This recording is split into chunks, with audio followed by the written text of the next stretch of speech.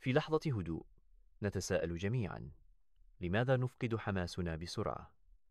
تبدأ القصة من هنا، من أعماق كل شخص يبحث عن معنى، عن شرارة تدفعه للأمام.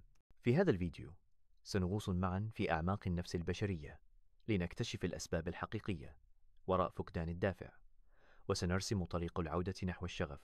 استعدوا لرحلة سينمائية ملهمة، حيث سنكشف أسرار التحفيز ونمنحك الأدوات العملية لاستعادته.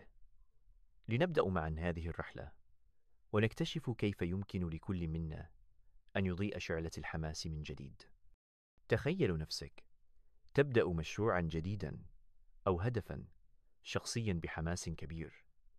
الأيام الأولى مليئة بالطاقة، لكن فجأة يتلاشى هذا الحماس. تشعر بأنك فقدت الدافع وتبدأ في التساؤل: ما الذي حدث؟ هذه اللحظة يمر بها الجميع، وهي ليست علامة ضعف، بل جزء طبيعي من التجربة الإنسانية. في هذه اللحظة يبدأ البحث عن الأسباب الحقيقية لفقدان الحماس، وتبدأ رحلة استعادته. أحد أهم أسباب فقدان الحماس هو غياب الأهداف الواضحة. عندما لا تعرف بالضبط ما الذي تسعى إليه، يصبح من السهل أن تتوه في التفاصيل اليومية وتفقد الاتجاه.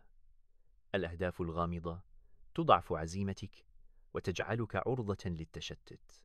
لذلك من الضروري أن تحدد أهدافك بوضوح وتعرف لماذا تسعى لتحقيقها.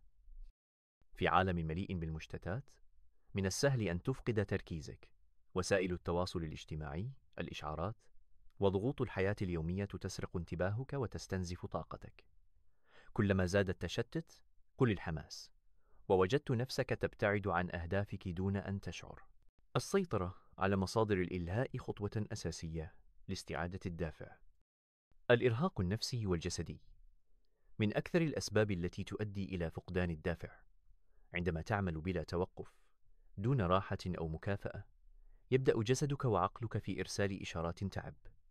الاحتراق النفسي يجعل حتى أبسط المهام تبدو مستحيلة. من المهم أن تعترف بهذا الشعور وتمنح نفسك فرصة للراحة والتجدد. الخوف من الفشل شعور طبيعي، لكنه قد يتحول إلى عائق كبير أمام تحقيق الأهداف. عندما تسيطر عليك فكرة أنك قد لا تنجح، تبدأ في فقدان الحماس للمحاولة. هذا الخوف يعيقك عن اتخاذ الخطوات الأولى، ويجعل كل تقدم يبدو بلا جدوى. إدراك هذا الخوف هو الخطوة الأولى لتجاوزه. البيئة التي تعيش فيها تلعب دورا كبيرا في مستوى حماسك. إذا كنت محاطا بأشخاص سلبيين أو في مكان لا يدعم طموحاتك، ستجد نفسك تفقد الدافع بسرعة. البيئة الإيجابية تمنحك الدعم وتذكرك بأهدافك وتدفعك للاستمرار. الدافع هو الطاقة الداخلية التي تدفعك للعمل وتحقيق الأهداف. هو الشعور الذي يجعلك تنهض كل صباح بحماس وتواجه التحديات بإصرار. الدافع ليس ثابتا، بل يتغير مع الظروف والتجارب. فهم هذا المفهوم يساعدك على التعامل مع تقلباته والبحث عن مصادر جديدة للطاقة كلما شعرت بالفتور. أول خطوة لاستعادة الحماس هي الاعتراف بأنك فقدته. لا تخجل من هذا الشعور، فهو طبيعي ويحدث للجميع. الاعتراف بالمشكلة يمنحك القوة للبحث عن حلول ويجعلك أكثر وعيا بأسباب فقدان الدافع. من هنا تبدأ رحلة التغيير الحقيقية. بدلا من السعي لتحقيق أهداف ضخمة دفعة واحدة، أبدأ بتحديد أهداف صغيرة وقابلة للتحقيق. كل إنجاز صغير يمنحك دفعة معنوية ويعيد إليك الشعور بالنجاح. تقسيم الهدف الكبير إلى خطوات بسيطة يجعل الطريق أوضح ويقلل من الإحباط عند مواجهة العقبات. لا تنتظر تحقيق الهدف النهائي لتحتفل. كل خطوة تقطعها تستحق التقدير. الاحتفال بالتقدم مهما كان بسيطا يعزز شعورك بالإنجاز ويحفزك للاستمرار. كافئ نفسك على الجهود الصغيرة وستجد أن الحماس يعود تدريجياً إلى حياتك. الروتين اليومي هو سر النجاح الدائم. عندما تلتزم بعادات بسيطة يومياً، يصبح العمل على أهدافك جزءاً من حياتك وليس مهمة ثقيلة. الروتين يمنحك الاستمرارية ويقلل من فرص فقدان الحماس مع مرور الوقت. خصص وقتاً يومياً للعمل على أهدافك دون أي مشتتات. أغلق الهاتف، ابتعدوا عن وسائل التواصل وركزوا على المهمة أمامك. إزالة المشتتات يمنحك تركيزاً أكبر ويجعل كل دقيقة أكثر إنتاجية. ستلاحظ كيف يعود الحماس تدريجياً مع كل لحظة تركيز. لا تخجل من طلب الدعم من الأصدقاء أو العائلة. المحيطون بك يمكنهم أن يكونوا مصدر إلهام وتشجيع في الأوقات الصعبة.